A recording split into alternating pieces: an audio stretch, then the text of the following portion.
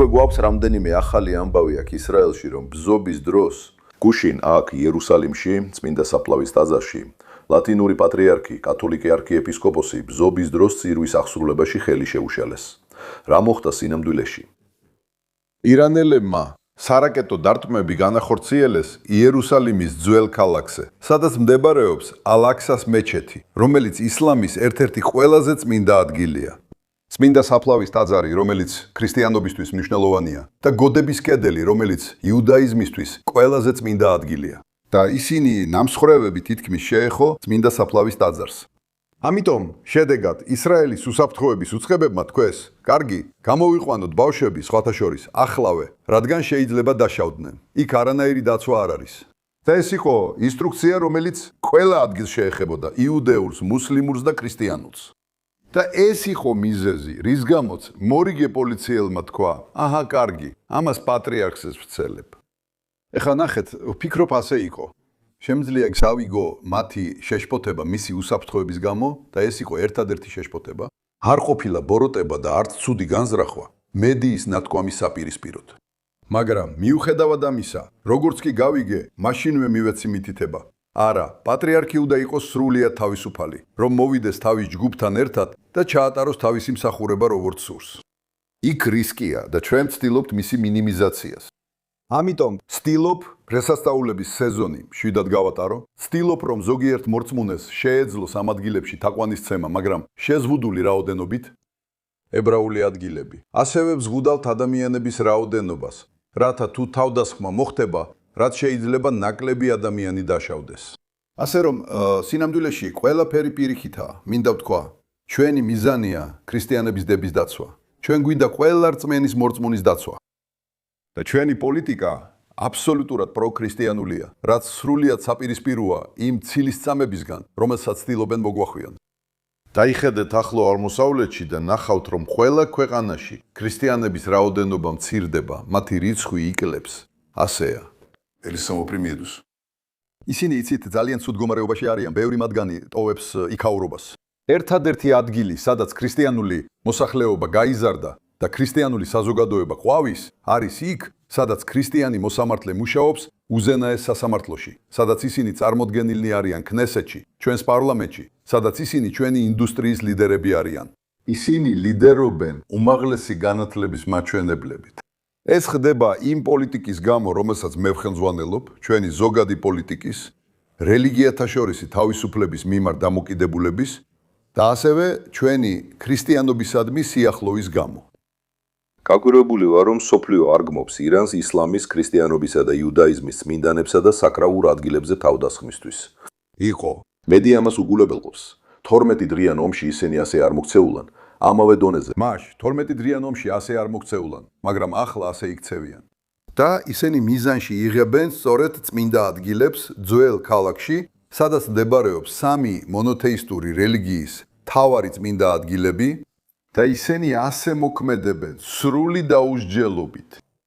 მგონია, რომ ჩვენ ვიღებთ დაცვის ზომებს, მაგრამ აბსურდია ის, რომ გვადანაშაულებენ ქრისტიანების დაცვაში. ეს ფალსიფიკაცია, ეს ტყუილი და ეს ცილისწამებაა.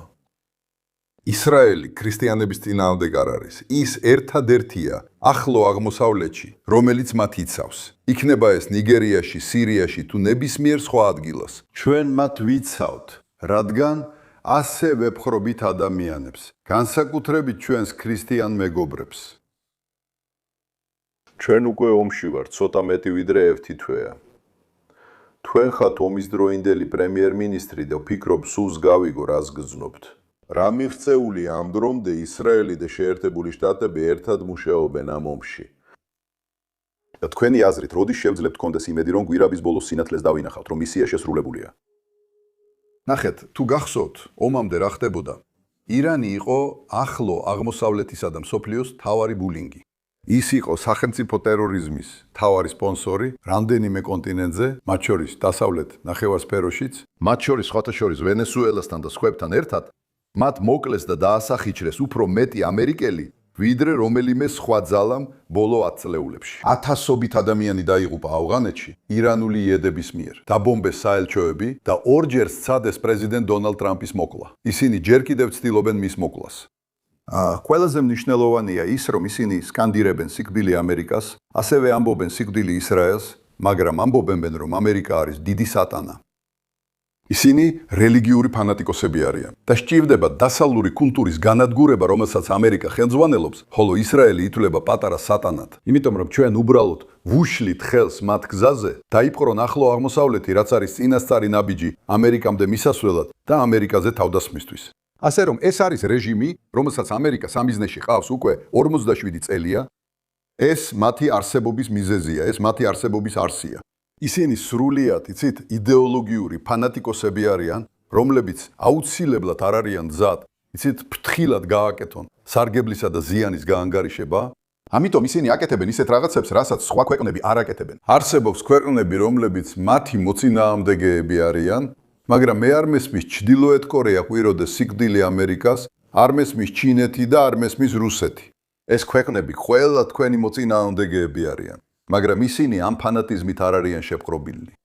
მაგრამ ირანი ასეთია, ამიტომ ირანი ცდილობს განავითაროს ბირთვული იარაღი და საშუალებები, რომ ეს იარაღი ამერიკის ყველა ქალაქზე გამოიყენოს. და სწორედ ეს არის მიზეზი, რატომაც უნდა შეუშალოთ ხელი მათ, რომ კონდეთ ეს ინტერკონტინენტალური ბალისტიკური რაკეტები ბირთვული იარაღით, რომლებიც ყველა ამერიკელი სიცოცხლეს საფრთხე შეუქმნიან. ამიტომ პრეზიდენტმა ტრამპმა გადაწყვიტა ემოქმედა, რათა შეეჩერებინა ისინი. და მგონია, რომ ცოტა ხნის წინ შურისძიება მიიღეთ დიეგო გარსიაზე, თითქმის ზუსტი დარტყმით, არა? 2500 მილი ირანიდან სწორად? არავინ წარმოიდგენდა, რომ მათ ჰქონდათ რაკეტა, რომელსაც შეეძლო ასეთი მანძილის დაფარვა ან გადალახვა. დიახ, ეს მოხდა. ეს არ იყო კონტინენტთაშორისი ბალისტიკური რაკეტა, მაგრამ ძალიან გავდა. თითქმის იქ არის. დიახ, თითქმის იქ არის. თითქმის იქ არის, ეს არის 4000 კილომეტრი. და მე ვამტკიცები, იცი, უკვე კარგა ხანგახანია. ჩემი ევროპელი კოლეგებისთვის, რომლებმაც გამოავლინეს განსაკუთრებული სისუსტე, უმეტესობამ, არა ყველამ, მაგრამ უმეტესობამ განსაკუთრებული სისუსტე, რეჟიმის სახე, რომელიც ამბობს, რომ ამერიკა არის დიდი სატანა, ისრაელი პატარა სატანაა, ხო ასე? ევროპა საშუალო სატანაა, ცივილიზაცია, რომელიც უნდა განადგურდეს, ეხლა ევროპას დაფარავს განვითარებული რაკეტები, ამშორი მანძილის რაკეტით, დიეგო გარსიაში. მთელი ევროპა თავდასხმის ქვეშაა. კი, და კითხვა ასეთია, გამოიღვიძებს თუ არა დასავლეთი? და როგორც აშკარა არ არის, ჩერჩილმა ამას დემოკრატიების ძილიანობა უწოდა. მან თქვა, დემოკრატიები იძინებენ და მხოლოდ მაშინ ირვიძებენ, როცა საშიშროების ხმამაღალი სიგნალი გაისმის. რაღაც, რაც მათ როგორღაც აღვიძებს. ხო, შეიძლება ეს მათ არ გააღვიძოს, რადგან ირანი ბირთვული იარაღის და მათი გაშვების საშუალებების ძიებაშია. ვაშინგტონში, ნიუ-იორკში, ლოს-ანჯელესში და ყველგან, მათ შორის ასევე ლონდონში, პარიზსა და ბერლინში. და არავინ გამოფხიზლებულა. მე კი ვცადე ამის თქმა, ხო? იმედი ახლა იღვიძებენ, მაგრამ მოგიყვებით კაცზე, რომელიც უკვე ფხიზელი იყო და გაღვიძება არ სჭირდებოდა. ეს დონალდ ტრამპია, დიახ, მან 40 წლის წინ თქვა. მან თქვა, რომ ირანი დიდი საფრთხეა. როცა ამერიკის საელჩოში ძევლები აიყვანეს, მან თქვა, ამ რეჟიმს წინააღმდეგობა უნდა გაუწიოთ. მან მითხრა, რომ აუცილებელია ირანს არ ჰქონდეს ბირთვული იარაღი და ძალიან მკაფიო იყო. მან დატოვა ირანთან კატასტროფული შეთანხმება, რომელმაც ბირთვული არსენალისკენ გზა გაუხსნა. თუ ის შეთანხმება განხორციელდებოდა და ის არ გამოვიდოდა, მათ უკვე ექნებოდათ ბირთვული იარაღი საერთაშორისო დამტკიცებით. ომამდე ცოტა ხნით ადრე ბირთვული ენერგიის საერთაშორისო სააგენტომ განაცხადა, რომ ირანი ბირთვული იარაღისთვის საჭირო ხარისხის მიღწევამდე სულ რამდენიმე კვირით იყო დაშორებული. მთელი რაოდენობის პლუტონიუმი ბირთვული ბომბისთვის. ამიტომ იყო მოახლოებული საფრთხე და ეხლა ამბობენ, რომ მათ ჯერ კიდევ აქვთ 60% სამხედრო ხარისხის დონე. ეს გარკვეულია და ისინი არიან, დიახ. ჩვენ უფრო და უფრო უახლოვდებით. ვფიქრობ, ძალიან მნიშვნელოვანია გავიგოთ, სად არის და სად მიაქვთ. დააკენეთ ან უზრუნველყეთ ტრანსპორტირება. რა არის პლუტონიუმის მიმდინარე სტატუსი? კარგი, ვფიქრობ, ეს არის მთავარი მიზანი. ირანის რაკეტების შესაძლებლობების შემცირებით და ამ იარაღის ქარხნების განადგურებით, ჩვენ ასევე გავანადგურეთ მათი მრავალი ცენტრიფუგა და მომარაგების ხაზი. გამდიდრებული ურანის წარმოებისთვის მათ ჯერ კიდევ აქვს გამდიდრებული ურანის მარაგი. და ეს არის პრეზიდენტი ტრამპის მოთხოვნის მთავარი არსი. ის ამბობს, გაიტანეთ ეს აქედან. იცით? ან მომეცით. შეიძლება ისრაელის არმიას, შეიძლება სხვებს, მაგრამ გაიტანეთ ეს ირანიდან. და ეს არის ამ მოლაპარაკების მთავარი ფოკუსი ამ ეტაპზე. მაგრამ ირანში ჭორები დადის, რომ ისეთი პროცესის დაჩქარებას აპირებენ. თუ მათ აქვთ პლუტონიუმი, რომ სწრაფად მიიღონ ბომბი, ფიქრობთ ეს შესაძლებელია? ფიქრობ მათ გაუჭირდებათ წინა ოპერაციის გამო. 12 დღიანი ომი, რომელსაც ჩვენ აღმავალ ხას უწოდებთ და ეხლა მიმდინარე ძალისხმევა, რომელსაც თქვენ ეპიკურ რისხვას ეძახით, ხოლო ჩვენ მას ბრდვინავ ლომს უწოდებთ. ამერიკულ-ისრაელის თანამშრომლობის შედეგად გახსოვდეთ, რომ ჩვენ მათი მთავარი ბირთვული მეცნიერები გავანადგურეთ. ჩვენ ისინი გავანადგურეთ მათ შორის სხვათა შორის 12 ადამიანი 12 დღიან ომში და ახლა კიდევ 4. ამიტომ ეხლა ის ცოდნა, რომელიც ხალხს გონია რომ აქვს, ან აშკარაა რომ აქვს და ასე შემდეგ, არც ისე მარტივია. მათ ეს არ აქვთ და სხვა პრობლემებიც აქვთ. ჩვენ ისინი დავაყოვნეთ. კარგი, ვფიქრობ მთავარი ისაა, რომ ვკითხოთ. იცით რა ხდება, შეიძლება თუ არა მსოფლიო უბრალოდ ხელებდაკრეფილი იდგეს. როგორც აქამდე აკეთებდა თქვას, კარგი, ირანში გვაქვს ეს ფანატიკური რეჟიმი, რომელიც საკუთარ ხალხს კლავს, უდანაშაულო 10,000-ობით ადამიანს, სასტიკად კლავს და აზიანებს ყველას, კლავს ადამიანებს ყოველგვარი სინანულის გარეშე. გაყვირიან სიკვდილი ამერიკას, ახშობენ მსოფლიოს ენერგიის ნაკადს და უნდათ თქვენი და ჩვენი განადგურება. ქსუთ უბრალოდ იდგეთ და თქვათ, კარგი, ჯობია ეს არ გავაკეთოთ, რადგან ნავთობის ფასის ზრდის რისკი არსებობს. მაგრამ წარმოიდგინეთ, როცა ისინი ბირთვული არას მოიპოვებენ, უბრალოდ შეხედეთ, რას აკეთებენ ისინი ახლა. ისინი ბომბავენ ყველა ქვეყანას, რაც თვალწი ხვდებათ, მათ შორის ევროპულ ქვეყნებსაც. კვიპროსი, ჰეზბოლა, ისინი ყველაფერს ამას ბირთვული არის გარეშე აკეთებენ. ეხლა წარმოიდგინეთ, როგორი იქნებოდა მსოფლიო, რო გქონოდათ ბირთვული იარაღი.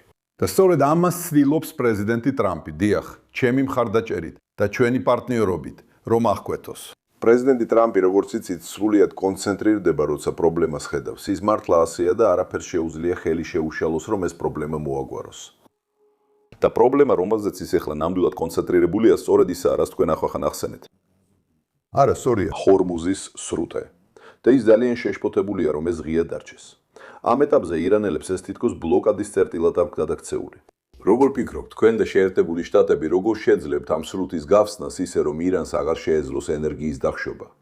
მესმის, რომ თითქმის 1000 გემი ელოდება წყლის გზაზე გადასვლას. როგორ შეგვიძლია გავხსნათ ეს გზა?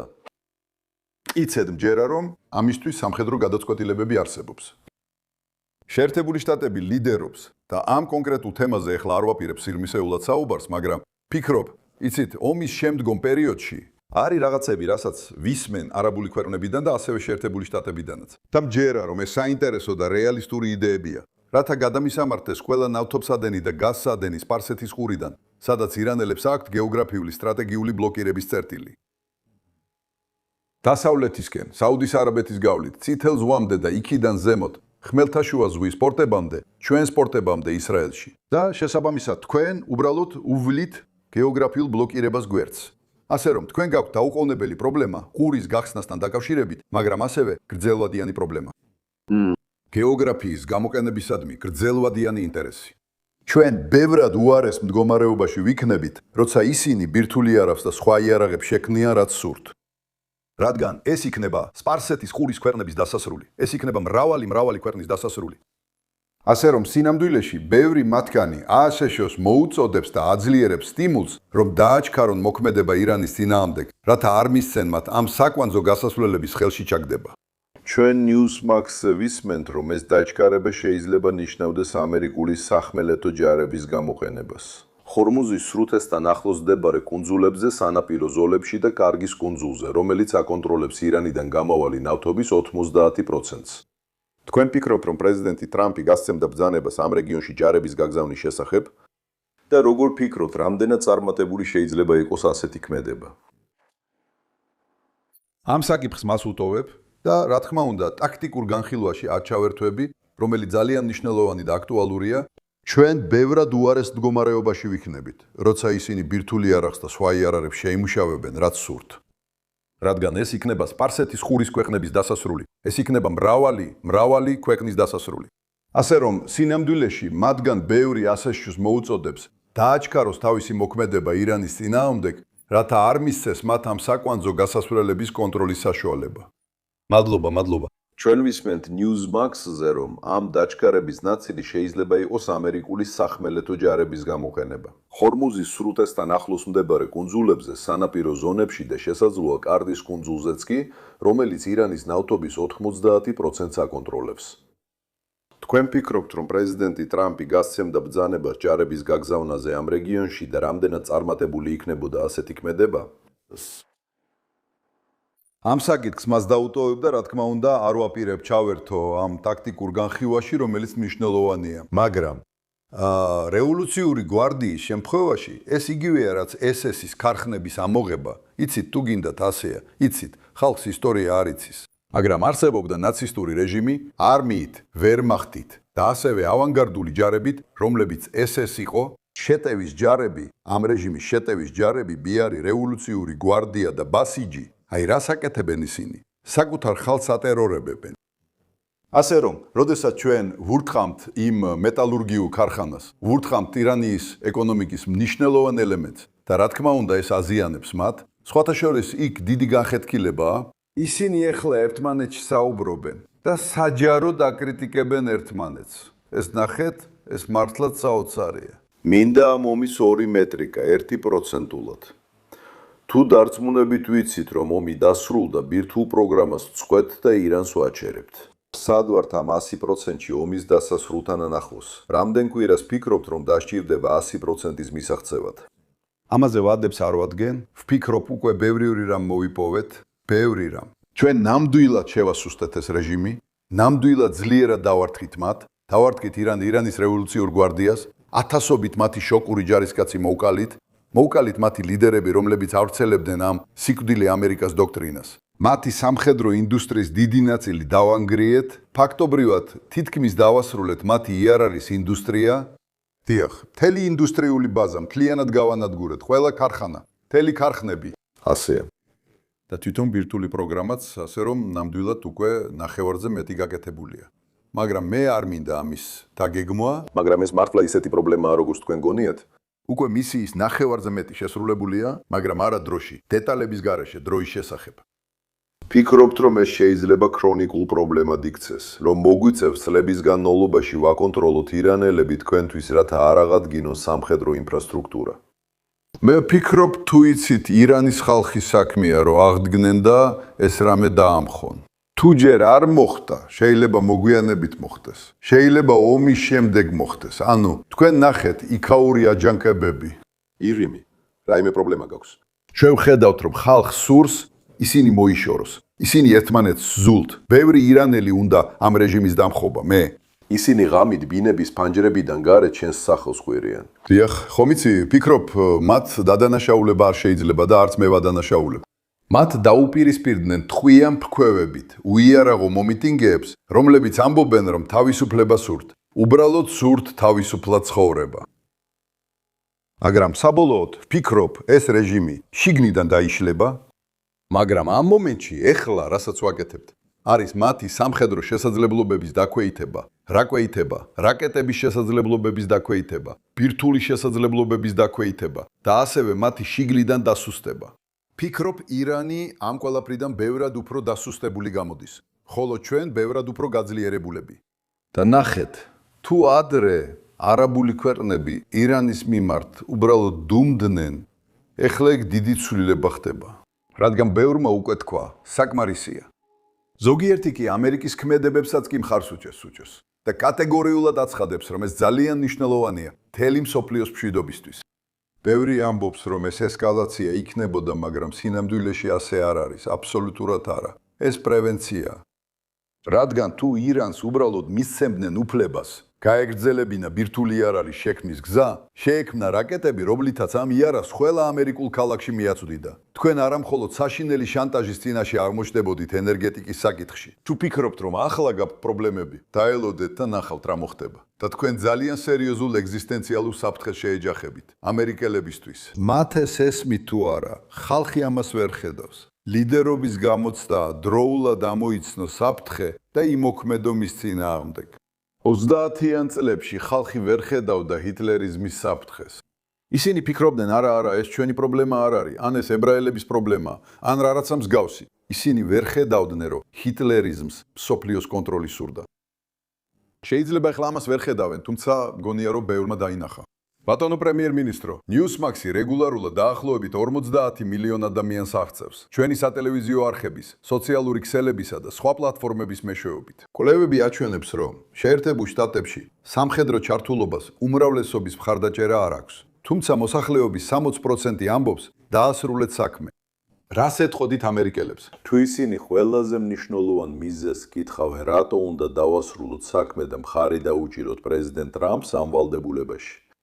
იმიტომ რომ თქვენ არ შეგიძლიათ დაუშვათ, რომ ფანატიკოსი ზელოტებისგან შემდგარმა რეჟიმმა, რომელიც ამერიკის განადგურებას ისახავს მიზნად, მიაღწიოს წარმატებას. თქვენ უნდა მაქსიმალურად დაასუსტოთ ისინი, რათა არ მისცეთ საშუალება, რომ გქონდეთ კონტინენტთაშორისი ბალისტიკური რაკეტები. ბირთვული იარაღით მათ შეეძლებათ გაანადგურონ თქვენი ქალაქები და გაანადგურონ ამერიკა. ეს საკმაოდ დამაჯერებელი მიზეზია მოქმედებისთვის. ეხლა აცნობიერებთ ამას თუ არა, თუ მხოლოდ კვლევებზე დაყრდნობით მუშაობთ, თქვენ არ ხართ ლიდერი. არ ვამბობ, რომ პოლიტიკოსებმა კვლევები უნდა უგულებელყონ, ყველა უყურებს მათ, მაგრამ თუ ისინი თქვენი ქმედებების ერთადერთი საფუძველია, თქვენ მიმდევარი ხართ და არა ლიდერი. საჭიროა საზოგადოებისთვის სიმართლის თქმა. უნდა უთხრათ მათ, რომ ამერიკის მომავალისთვის, ჩვენი თავისუფალი საზოგადოებების მომავალისთვის დიდი საფრთხეა ამ გიჟიმულებისგან. ვინ არის იქ? დიახ, თქვენ უნდა შეაჩეროთ ისინი. საჭიროა მათი შეჩერება სამხედრო ზეწოლით. თუ ამას შეძლებთ, მაშინ დიპლომატიურ შეთანხმებას მიაღწიოთ. შეთანხმებას, რომელსაც შეგიძლიათ ყურადღებით აკონტროლოთ და გადაამოწმოთ და დარწმუნდეთ, რომ ყველაფერი რიგზეა. ამაში პრობლემა არ მაქვს, მაგრამ თუ ვერ შეძლებთ, მაშინ გააკეთეთ ყველაფერი, რომ ირანს არ ქონდეს საშუალება გაანადგუროს იგი. მე მინდა შანტაჟი გამოვიყენო, იცოდეთ, რომ ხარს უჭერთ და ძალიან ვაფასებთ იმას, რასაც ისრაელი აკეთებს. რადგან გვჯერა, რომ თქვენ იბრძვით ჩვენი ყველას თავისუფლებისთვის, არა მხოლოდ ისრაელის მოკალაქეებისთვის. ამერიკა თქვენს გვერდით იქნება და დარწმუნებული ეკავით, პრეზიდენტი ტრამპიც იგივეს გააკეთებს. ის იყო განსაკუთრებულად ეფექტური და გაბედული თამამი ლიდერი. ერთი თამამი და ძირითადად აკეთებს სწორ საქმეს, არა მხოლოდ ამერიკისთვის, არამედ ფიქრობ მომავალი თაობებისთვისაც.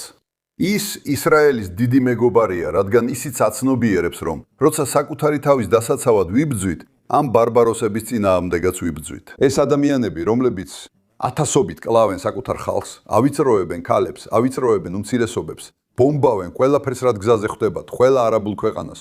გულისხმობ, დიდი ცვლილებაა, გეტყვი რა არის ეს დიდი ცვლილება, კრის? მე ამას ვამბობდი, იცი, 10 წლეულების განმავლობაში ვამბობდი. ზუსტად ისე, როგორც დონალდ ტრამპი 10 წლეულების განმავლობაში ლაპარაკობდა ირანის საფრთხეზე, მაგრამ არავინ უსმენდა და ნამდვილად არავის ესმოდა. დღეს ყველას ესმის. იმოქმედებენ თუ არა ისინი ამის შესაბამისად, ეს უკვე სხვა საკითხია. მაგრამ პირველი და მთავარი ისაა, რომ მათ უნდა ესმოდეთ, ეს საშინელი რეჟიმია, რომელიც უნდა შეიკავო და არ მისცენ საშუალება თავისი ბოროტის რახვები განახორციელოს. და მე ვფიქრობ, რომ ჩვენ ძალიან გაგვიმართლა, რომ პრეზიდენტი ამას ხელმძღვანელობს. და ვფიქრობ, ისრაელსაც ძალიან გაუმართლა, რომ ესეთი მჭიდრო პარტნიორობა აქვს შეერთებულ შტატებთან. ბევრ ამერიკელს ესმის, რომ ისრაელი კარგია. იცით, კარგები კარგებთან ერთიანდებიან. ისინი კი ბოროტებთან ერთიანდებიან. ნახეთ, ვინ უჭერს მხარს ირანს, მე არც კი მინდა ამაზე საუბარი. სხვათა შორის, პალესტინელები ირანს უჭერენ მხარს და ისრაელი ბარბაროსების მხარესაა. კარგები კარგ ბანდიტებთან ერთიანდებიან. და ჩვენ ვიბრძვით შუაგულისთვის, მაგრამ შუაგულმა უნდა გაიგოს შუაგული. ევროპას გულისხმობ, რომელმაც განსაკუთრებული სისუსტე აჩვენა. იცით, როგორც სირაქლემა თავს ქვიშაში რომ ალავს, რომ გაიგოს, რას ამბობენ ამერიკის შეერთებული შტატები, ისრაელი და ეხლა უკვე სპარსეთის ყურის ქვეყნები. ეს ბრძოლაა. ეს მხოლოდ ჩვენთვის არ არის, ეს თავისუფალი და პროგრესული საზოგადოებებისთვისაა. ამ შუა საუკუნეების ფანატიკოსების წინააღმდეგ, რომლებიც გვინდა ბნელ საუკუნეებში დაგვაბრუნონ. სწორედ ამის წინააღმდეგ ვიბრძვით. ამერიკელებისგან იმის მოსმენა, რომ ისრაელი მტერია, არასწორია, ის თქვენი მტერი არ არის, ის თქვენი საუკეთესო მეგობარი და ერთადერთი საბრძოლო მოკავშირეა საერთო მტრების წინააღმდეგ, ზადაა დაგიცვათ. ის, რასაც ჩვენ და ამერიკელები ვაფასებთ და გვჯერა, ამას ყოველგვარი უხერხულობის გარეშე ვაკეთებთ.